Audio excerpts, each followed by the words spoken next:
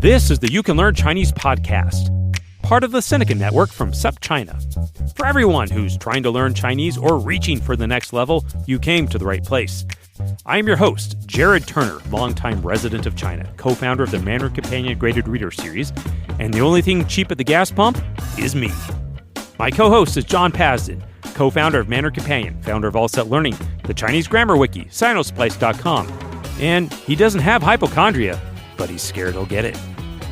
How long can you use Chinese before your brain says enough? John and I are going to talk about endurance in Chinese and how to build stamina and what to expect as your Chinese progresses to the next level. Interview is with Tyler Christler, who moved to China to teach English and 14 years later is creating social media content in China. All this and more, let's get to it.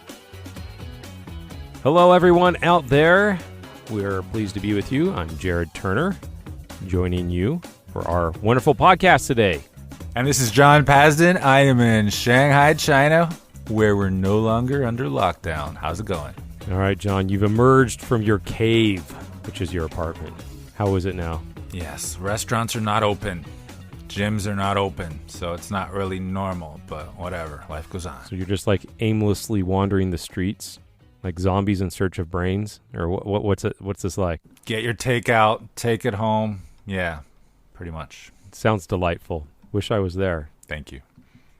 Okay, today we are talking about learning Chinese. Hey, imagine that. Right, and today the aspect that we're going to cover is related to how long your lessons with your teacher are, or how long your study sessions are.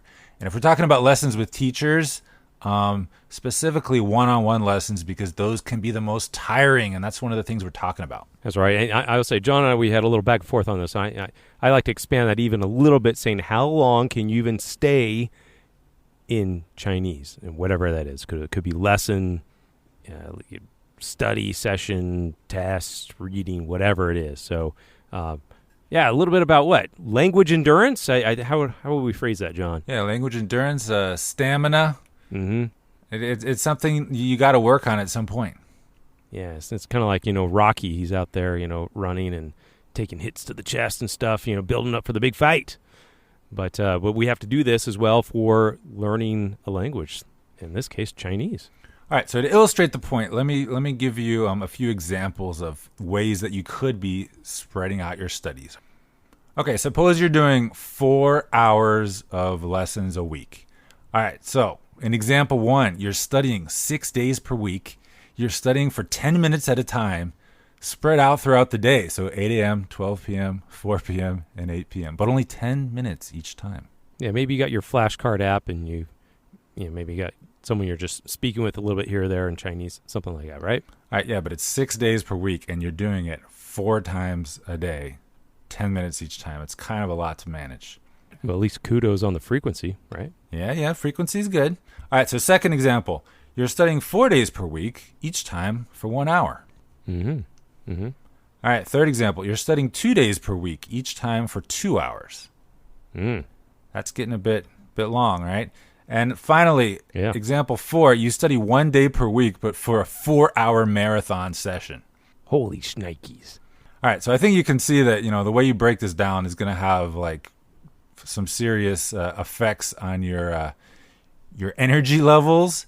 And also, depending on your level, it might just be totally impossible. Yeah, that's right. And I think exactly what you're addressing here is that concept of endurance. How long can you be speaking or learning or studying or whatever and interacting in Chinese before your brain feels full?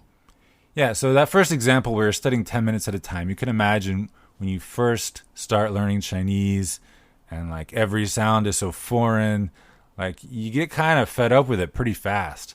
So like a 10-minute study session seems kind of reasonable, right? Yeah, it's not bad, and definitely would not discourage that, right? Yeah, and then imagine just as a total beginner doing 1 hour lessons. You might have done this. And, being in the target language, either speaking, listening, looking at characters or something for a whole hour straight. So as a beginner, that's rough. Yeah, definitely. And I think one of those aspects about being a beginner and being in that environment or trying to study or speak or whatever for an hour is that there's a lot of struggle for, in those early stages. And so it's almost like could be like an hour-long struggle session, right? Yeah, so like struggling to remember what you just heard 5 minutes ago, struggling to say a sentence, struggling to get your tones right. Everything feels like a struggle, and it's just exhausting. I got to amend that, John. Struggling to remember what you learned 2 seconds ago, right? Yeah, it might be if you're a total beginner. Okay, so to go back to those examples I gave where in the beginning you're doing 10 minutes a time, 4 times a day, like that's not very practical for a lot of people. But for beginners, you do need shorter sessions. And it's going to be natural for you to do them longer and longer as you start to acquire more language. And like in the very beginning when you know nothing, you can actually learn a lot in 10 minutes because it's all new. Or 20 minutes, you can learn a lot, 30 minutes. But it's going to be natural for you to want to build endurance and able to have a longer conversation. So, to be able to do 30-minute lessons or even an hour. Exactly. And so this is something that, comes as you progress in your language learning experience. And I think what really is, John, as we're talking about this, it's almost important to like address that aspect of levels, right? So you're at a beginner, elementary level, your ability to stay in the language, it's not robust. For you don't have as much stamina or endurance in Chinese. But for someone who's more advanced, right, it's maybe being in half an hour in the language. It could be 没问题, right? No problem. And also, as you get better, you're going to find those super short sessions to be kind of unfulfilling. Like when you can actually hold a conversation, 10 minutes is just like nothing, right? So like you start to crave the challenge of being able to do more with what you've acquired. And this is true across different skills. So, you can listen for longer, you can speak for longer, you can read for longer, and you can write for longer if you're writing. So, John, I bet everyone listening here can relate to some aspect of this, at least even if they're advanced, they can say, oh, yeah, I remember this point when I was like, oh, it was really hard for me to, stay in the language. But how? But I'm sure everyone is asking, well, how do I improve my stamina in the language? How can I be speaking Chinese and not get so tired or feel like it's a burden? All right, so you got to keep pushing, right? So like I was saying, you might start with 30 minutes and then later on bump it up to 45 minutes or an hour. And it's always going to seem really rough in the beginning. And if you have a good teacher, then they're going to understand this and they're going to do what they can to make it easier on you. So if you have a teacher who's just like talking and talking and talking at you for the whole hour and you hardly say anything, then that's like a whole hour of listening straight, and that's rough. But if it's broken up with different types of activities, little breaks, maybe little English here or there, so it's not entirely in Chinese, and it's going to be a lot more manageable. Yeah, and I think it's great as well to think about this and divide it almost into 2 sections, right? You got, oral and written, right? And so the oral things, yeah, you talked, as John, the example you gave there about, listening for an hour. Well, it actually can be a little bit, a better experience if there's more interaction, right? So you're having, you're speaking and listening for over a period of an hour as opposed to just only doing one. It allows you to have that little breakup in the activities which you're doing and get a little more interaction. Right, and if you want to keep going higher and higher, then it makes sense to keep pushing and not just think that 1 hour is all you ever need. So if I can give some examples from my own life, I did do my master's in Chinese here in Shanghai, and this was a test of endurance for me on many levels. So for example, when I was prepping for the entrance exam to get into the program, I had to write essays. I had to write 2 essays for like an hour each, back to back, and it was all handwritten.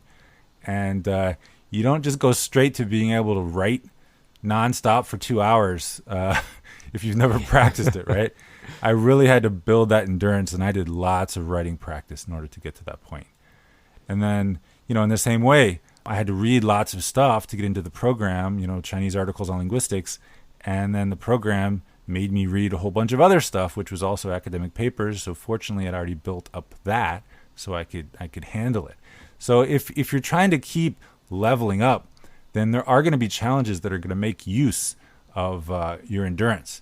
Like, for example, that listening for an hour, like maybe you don't want to listen to someone drone on for an hour, but if you want to watch a movie, that's you're watching too, but that's also listening for like over an hour straight, unless you chop it up, right?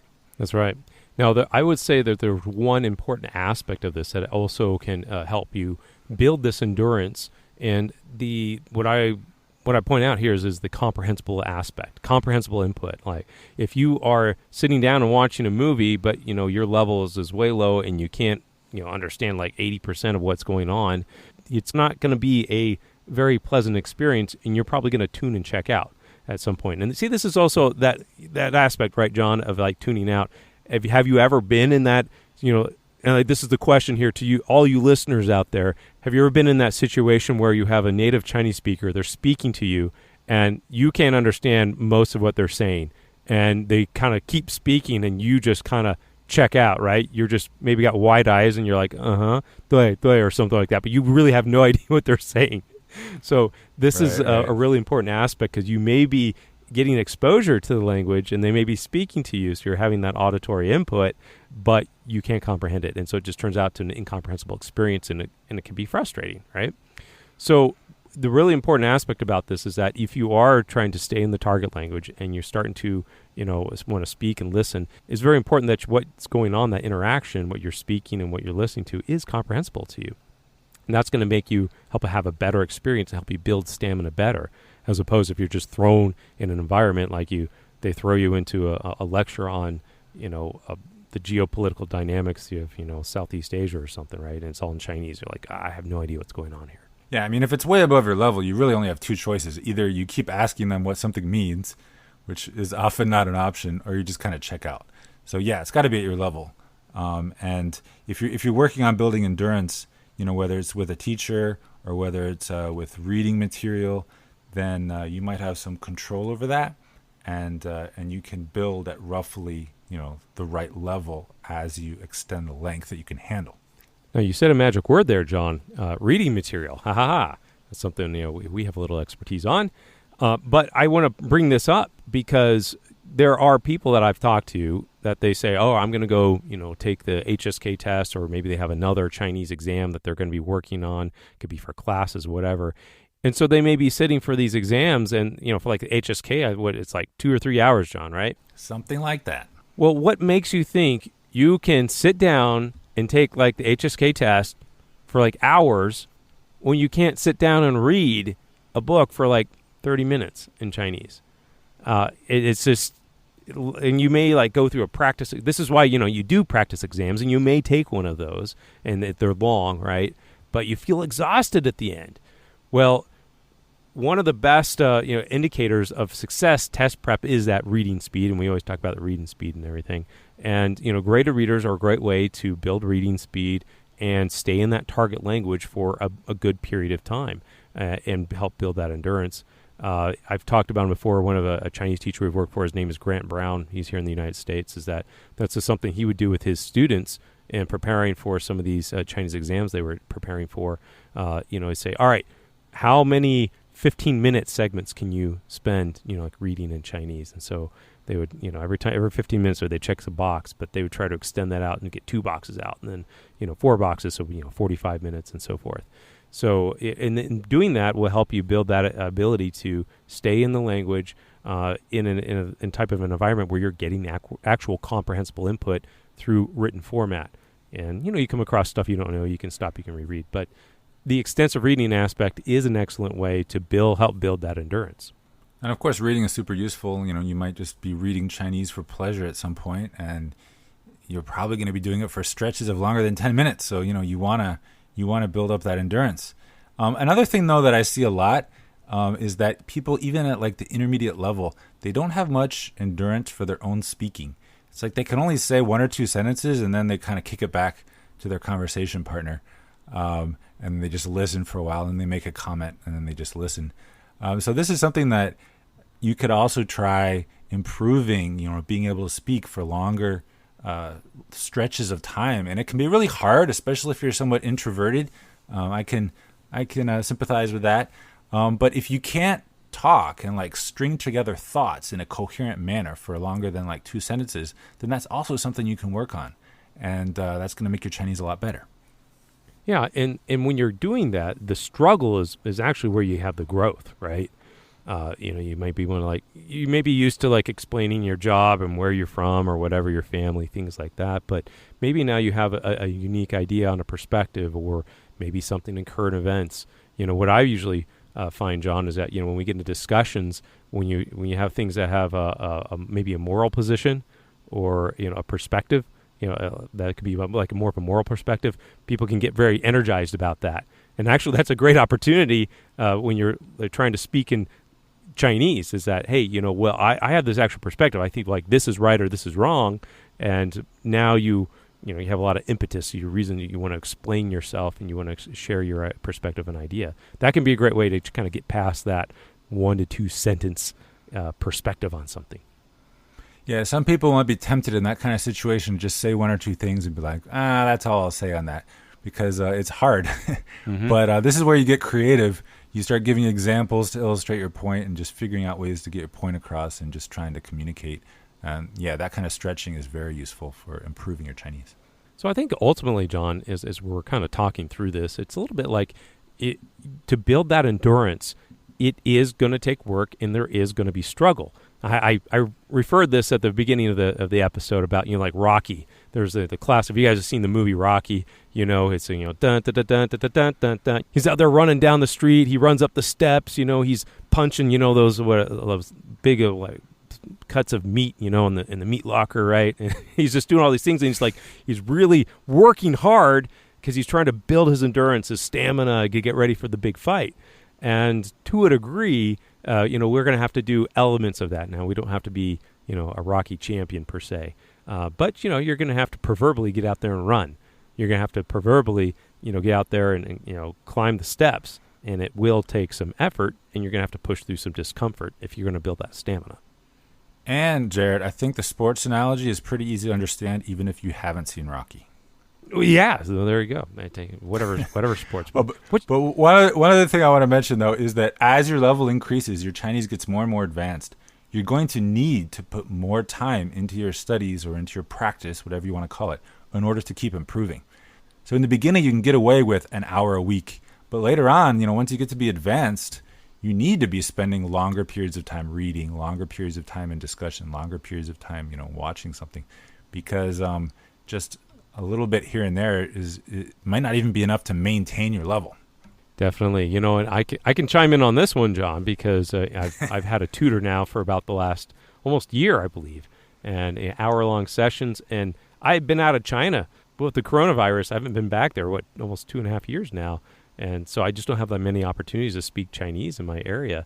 And so it's like having this tutor at the beginning. Yeah, it was almost like an hour. I'm like, my Chinese is good enough to, have conversations and everything. But at that hour, it's just kind of like clawing across the finish line. You know what I mean? And now it's like the hour, at the end of the hour, I'm like, I'm good. I'm fine. I'm almost like energized, right? I'm like, I just had an hour-long conversation in Chinese with my tutor. And I'm ready to go home and, go nail it. So it's definitely something I've even experienced recently, just in looking back on, hey, it's important to kind of maintain and keep things up. And yeah, an hour long is great for me. I can do longer now. I shouldn't say I should do longer now. An hour long is great for me. It's helped me to maintain and of course build even a little more stamina in Chinese.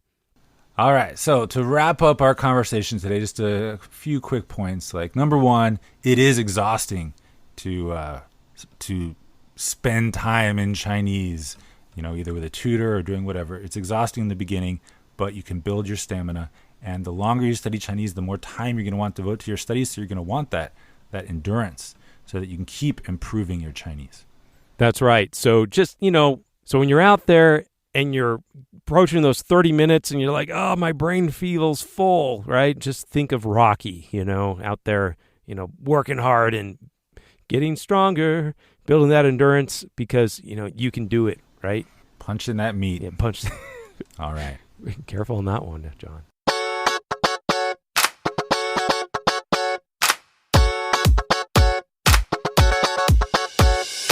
All right, now it's time for a word from our sponsor. And today our sponsor is AllSet Learning, the Chinese vocabulary wiki. Ooh, John, the Chinese vocabulary wiki? I'm aware of the Chinese grammar wiki and the Chinese pronunciation wiki, but please tell me about the Chinese vocabulary wiki. Well, this is actually brand new, Jared. You can go online, you can find the Chinese vocabulary wiki at the place where you find your other Chinese wikis. And Wow. This one has lots of vocabulary stuff. Right now, it has two main sections. The first one is HSK word list, broken down all kinds of different ways to make it more convenient to access. The English definitions are all our own. They're learner friendly. They're not like super long and like every possible meaning. They're the meanings you need at this level for HSK. So that's one thing, the HSK lists. And then there's the similar words comparisons.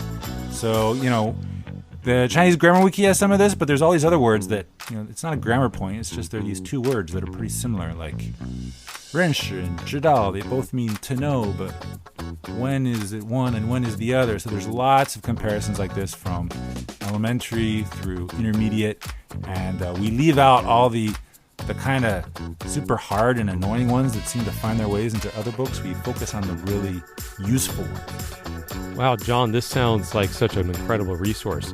How much would I expect to pay for a resource like this? I'm glad you asked. You should expect to pay nothing. What? Well, maybe Nothing? you shouldn't expect that, but That's cheap as free. It's a free wiki. It's an AllSet Learning online resource. It is free to access. Wow.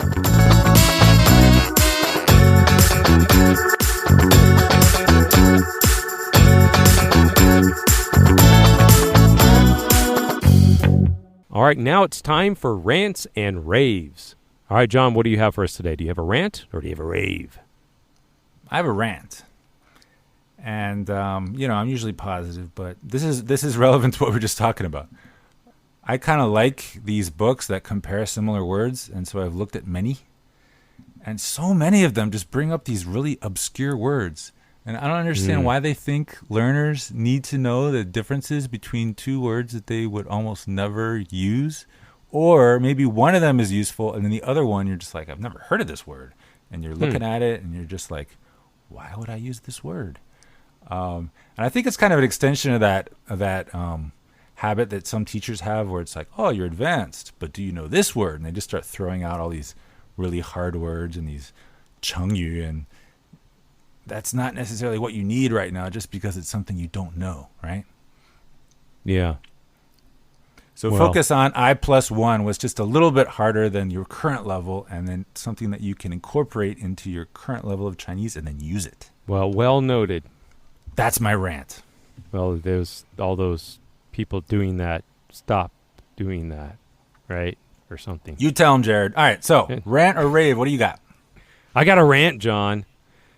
All right, and this rant is actually kind of about you. Ha ha! This is a good one. All right, okay. This came actually from an email, and I went back and listened to it. So we had it from a person who called themselves Podcast Enjoyer. Looks like their username is Crackman Stunt. Anyway, I don't know what that means, but he says, huge fan of the podcast, been listening to them chronologically, and just got to episode 30, which is roughly around the start of COVID. And it said, for a good laugh, cry, or trip through memory lane, listen to the segment. So I'm going to play back this segment here. You ready for this, John? I am ready. Which really brought it to the forefront, this distinction between foreign language learning materials and second language learning materials. And that was actually the novel coronavirus vocabulary. So the week I got back from my Chinese New Year vacation in Japan, and China was in the midst of the coronavirus craziness, my coworkers and I created some materials for learning novel coronavirus vocabulary. And we separated into levels, A2, B1, B1+. And I wanted something that would be useful for all these foreigners in China that have a certain level of Chinese, and they have all this sudden exposure to this new vocabulary that they never learned before, and I wanted this to help them. So some people said to me, hey, this is great. Why don't you make like a course and put it online, and anyone in the world can learn about the novel coronavirus vocabulary? It's like a big craze right now. Can you imagine how many people would want to study that? And my reply was, because it's not actually useful if you're not in China. If you're at a high level already, then okay, you need some vocabulary because you might want to discuss the situation with some Chinese friends. If you're an elementary or an intermediate learner, You're really going to learn a lot of highly technical terminology to talk about viruses and virus prevention methods. Because the truth is that the situation is not the new reality in China. It's going to pass, and you're going to learn that vocabulary, spend a lot of effort, and then the situation will go away, and there will no longer be a context in which you need it. It's not like you're going to go around finding Chinese friends in the U.S. and be like, "Hey, let's talk about the coronavirus situation from 5 months ago." It's just not going to happen. So that's a good example of something that is a very useful and relevant second language learning topic, but it's not quite as useful, especially for the lower levels, in a foreign language context. Oh, man, John, that did not age well. So I'm laugh crying over here. but Jared, in my defense, all right, it actually changed. Like when the virus came back, we looked at our original word list and we realized that the way that we discuss it the second time is not the same as the first time. Oh, really? How's that? Like, for example, you heard me talking in English about the novel coronavirus. No one says that anymore. It's COVID. Right, and the same thing happened in China. Originally, they were talking about Xinguan, but then later on, it's all about Yiqing, the epidemic situation. And like, there's lots of examples of that. So, all right, I can't see the future, so I was kind of wrong. But yeah, I was also kind of right. That's okay, John. In 5 months, this whole thing will just blow over. Yeah, totally. It can't happen again, right? Psh. No, yeah. No way. Can't imagine. No way.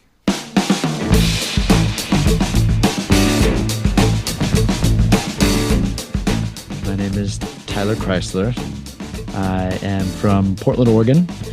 And when I was 24 years old, I came to China in the Northeast in a city called Dalian. And I was here for 3 years.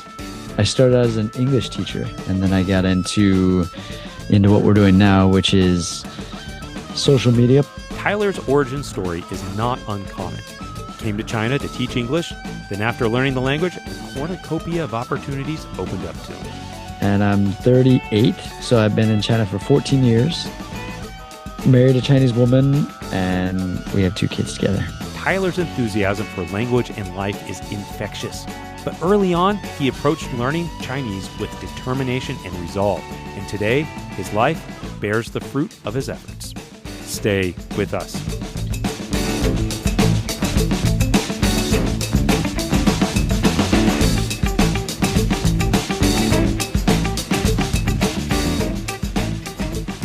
All right, Ty, I got to start with the big question. Why did you start learning Chinese? I was 24 years old. I had been working for 2 years for a company in Portland, Oregon. It's an international business thing. So it's a very international environment, which was awesome because I studied international business in school. And I really wanted to learn another language. So I was thinking Spanish or Mandarin. I mean, from what I've heard, if you can speak English, Mandarin, and Spanish, you can speak to like more than 90% of the world, communicate in some way, shape, or form. So I looked for jobs, almost joined the Peace Corps. Mm-hmm. And then Really? I had a mortgage on a townhouse back in Portland, Oregon at that time. And so I had a little pressure to have some income. So I found a job in Ecuador, actually. And then I found some jobs here in China. And I came to China. They paid a little bit better, and I had that mortgage. It seems like you were thinking of like doing Spanish maybe, but maybe the opportunity, the money almost like took you to China instead and sort of like, all right, well, I guess I'll learn Chinese. Yeah, and you got to respect the culture. You got to learn the language. I wanted to pay my bills on my own. I didn't want to call the HR of the school, hey, come down here and help me out. I wanted to be able to buy things on Taobao on my own. I wanted to go out and order food on my own, travel on my own. My first visit from family at that time was after 10 months here, and I got to escort dad and step around quite well. Wow. Like my Chinese wasn't perfect, but it was okay. I took my dad and stepmother to Beijing. We step into this place by the train station. Thinking back, if it were now, I'd never taken to a place like this. It's kind of a hole in the wall. Yeah. It was a hole in the wall. There's like baozi and then these steamed dumplings as well. And we had a beer. And then I said, do you guys want to try Chinese baijiu, this Chinese wine, just for fun? And so we started drinking. And the 3 of us are having fun. And there's another table in there. They seemed like they were migrant workers or from the countryside, something. We were near the train station. Uh-huh. And in my horrible Chinese at the time, we're communicating back and forth and just simple little things like, do you like your life here? And we're like, yeah, I love my life here. And I'm 24 years old, been here for 10 months. We're in Dalian. Then we started sharing things with each other, and they shared this century egg. They had a century egg. Oh, okay. All right. Well, you might have to describe that for our listeners. Century eggs are, if you don't know what they are, I mean, I don't really know what they are. They're like fermented eggs. It's really... They're like buried in clay or something, right? You know, they're like... It was a goose egg or a duck egg. It was massive. Oh, man. It's like half the size of my head, it felt like. And this lady hands it over to me, and she's like, try this. And I'm like, okay. I really You're drinking don't want baijiu at this point. Sure, right. We'll try it. Yeah, I'm buzzing.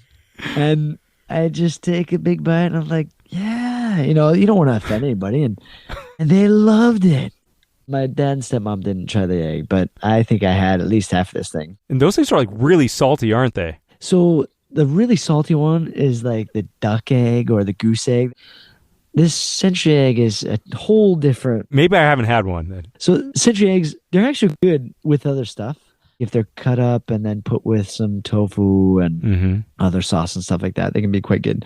Eating it just straight up like that was a little bit rough. They smell... I mean, I don't know. We were just being really respectful and friendly, and by the time this thing ends, it's so funny. We're hugging each other, you know, kisses on the cheek, and my stepmom, she goes to kiss this guy on the cheek when we're leaving, and they accidentally kissed on the mouth. And this guy had like, you know, half of his teeth in his mouth. It was a great time. It was a lot. It's one of those Chinese moments that was just hard to explain how awesome it was. That's awesome. Well, that sounds like a pivotal moment, right? Not just seeing your stepmom kiss a migrant worker, but also being able to like have that conversation in Chinese, right?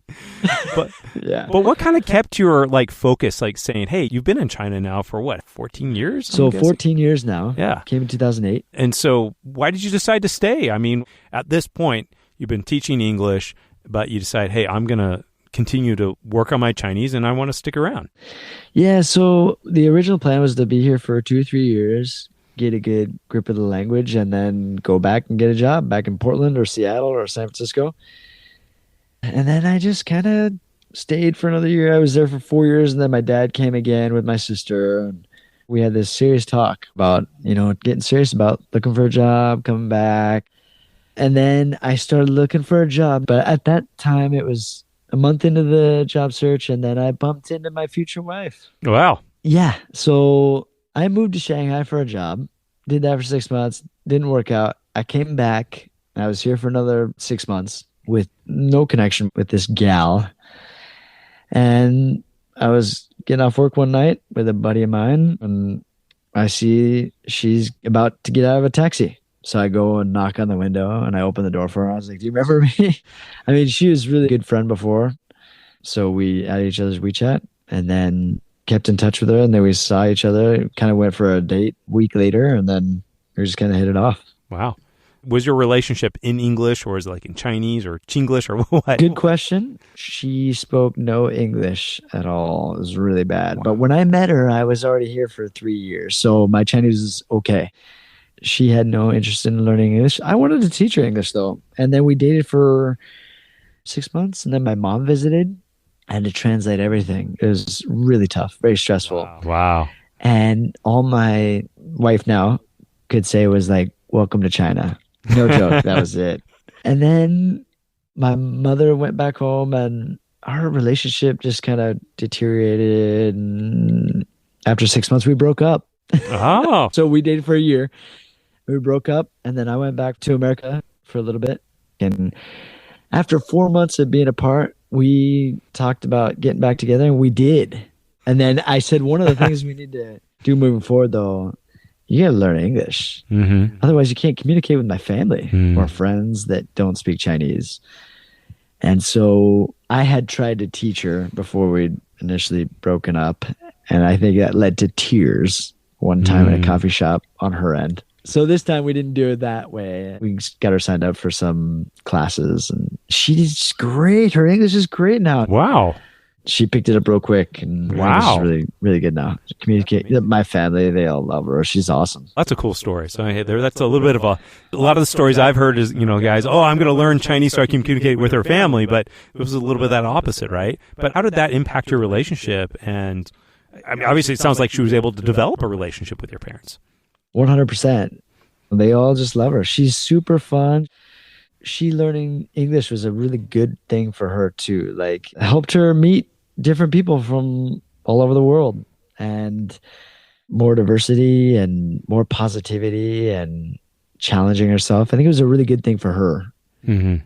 And even now we get 2 kids where I only speak English with the kids. Mm-hmm. She mostly speaks Chinese with the kids, but between she and I, we probably speak 70 to 80% Chinese, 20 to 30% English. Anything I say, she understands. We just live in China, so it's habitual where we speak more Chinese to each other. Well, something I'm interested, Tyler. You said you took learning Chinese very seriously. So what were you seriously doing to learn the language? Yeah. So when I first got to China, I tried a couple different things. I spoke no Chinese. I tried like this. It wasn't Chinese pot. It was, I think it starts with a P. Pimsleur? Rosetta Stone? Yes. Yeah, Pimsleur. Okay. That's Yeah. it. Thank you. And it did not work for me. I tried it before I came to China, and it just doesn't work. Like, learning a language, if you're not in the environment, it must be so difficult. Like, I tried a class with like 4 or 5 other people. That's a horrible idea because everybody learns at different paces, and some people don't take it very seriously, which was very frustrating for me. Some people would come in there hungover. And I was talking to an American friend of mine from New York, and he recommended 1-to-1 tutor classes. That's what I did, and it is awesome. And you got to find a good teacher.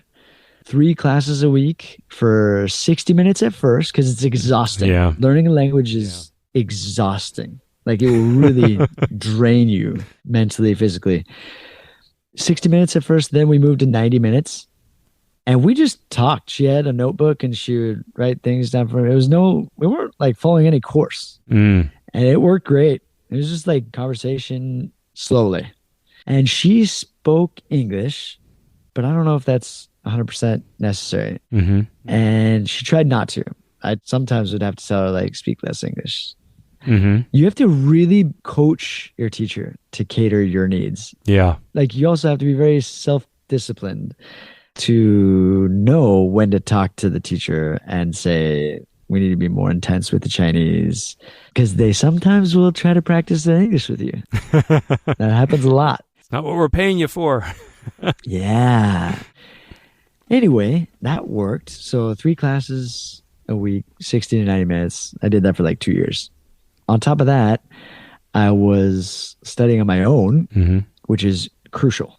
I would handwrite flashcards, English on one side and pinyin on the other. This is before I could read Chinese characters. And it really worked. I would do these flashcards in coffee shops, on the bus, wherever. And then I had like 2,000 flashcards, which was horrible. And then I found this app called Anki, which is also unbelievable. If you guys don't know about Anki, it's like $25. But I think it's free on your computer, actually. Unbelievable for doing vocabulary. Like, I can't recommend it highly enough. Anki, Anki. Listener, beware. There's a bunch of counterfeit Anki apps out there, so you got to make sure you get the right one. And then on top of that, I found Chinese Pod. It was amazing. I listen to these things all the time. I enjoyed it. I learned so much from them. And then I learned Chinese characters on my own through a couple books. Oh, really? My other big one was I found a roommate. I lived with a guy for a year and a half, also from Liaoning province. And he's like one of my best Chinese friends. And he's in Beijing now, which is a bummer. Wow, that's amazing. So you said you took it seriously. Sounds like it. You spent a lot of time and effort. And a big part of that is also being careful about who you surround yourself with. Like, everywhere has foreigners, and it's super easy to gravitate toward what's easy. So you'll meet a lot of foreigners in China that only hang out with foreigners, really. That's not going to work if you want to learn the language. You talked earlier about like your initial driving reason to learn Chinese was, I guess, survive, and you talked about the element of respect. Did you feel like your reasons to continue learning had changed at all along the way? And what do you think are your reasons now for continue to, I guess, improve and learn your Chinese?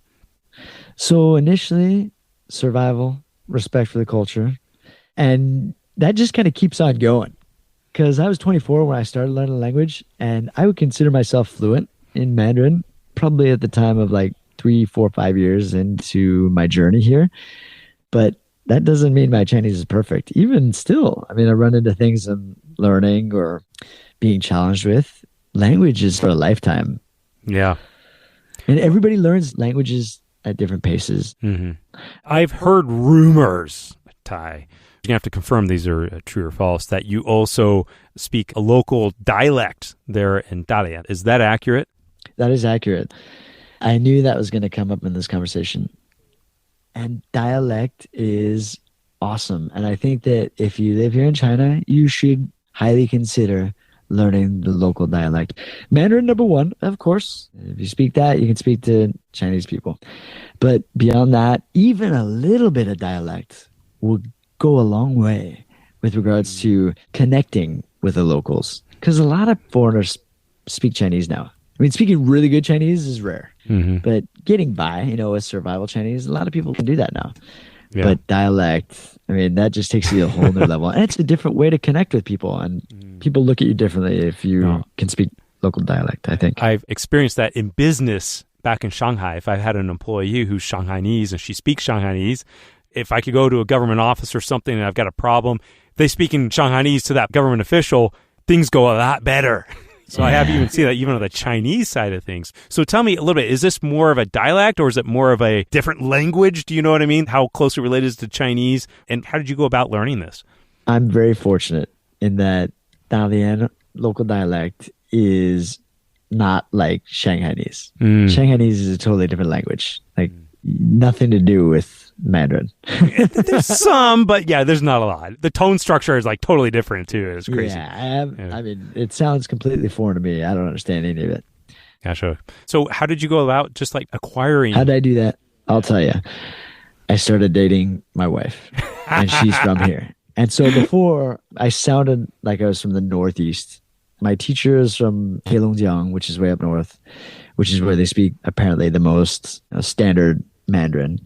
And then my roommate for a year and a half, that guy, he's from Benxi, which is in Liaoning. So just very Dongbei Northeast sound. And then my wife, she is local. When she's with her local friends, man, they really rock it out. And so I thought it was fun. I thought it was kind of cute. I would start to mimic and just play with it and joke with it with her. In Mandarin, you say, 我跟你说. It's like, let me tell you something. 我跟你说. And in here in Dalian, it's just slightly different. 我跟你说. So 说 is 说. Little things like that I started to play with, and then they just stuck. And then I would get curious, and what did you guys say? Like when she's talking to her friends or when she's talking to her mom and dad. What was that? And I would write them down. I'd put them in my Anki. I would flashcard it. Wow. Boom. Oh, yeah. No mess around. Like, if we're going to do it, we're going to do it right. Wow. That's amazing. Well, tell me then a little bit of what you're doing now. You have some social media channels. So tell me a little bit, like, what are you producing? I mean, what are these audiences? I assume it's all in Chinese as well. And how did you get into, like, doing this? Yeah, it's all in Chinese. We do social media for comedy skits, kind of stuff you'd see on TikTok, I guess. Mm-hmm. The other stuff we do is food. So I will cook food and eat it with different people, with my wife or with my mother-in-law. Mm-hmm. And it's all in Chinese. A friend of mine recommended doing it because he thought I was funny. And my first video was probably 7 years ago on a platform called Kuaishou. And I made a short little thing that was like 12 seconds long. And it was all in local dialect. And then built up a fan base. And then we just kept going with it. For a long time, we weren't making any money with it at all. Because in China, everything went from TV and radio just died, 5 years ago. And everything's moving towards social media. We initially did it because it was fun. It was a hobby. And we also enjoy making people laugh. I mean, we get private messages from people saying like a tough time in my life, and I just watched 2 hours of your videos last night. It really brought me out of a slump. Like, or I had a crappy day and I saw this, or with COVID, a lot of people, they lost their appetite. That happens to some people. It didn't happen to me.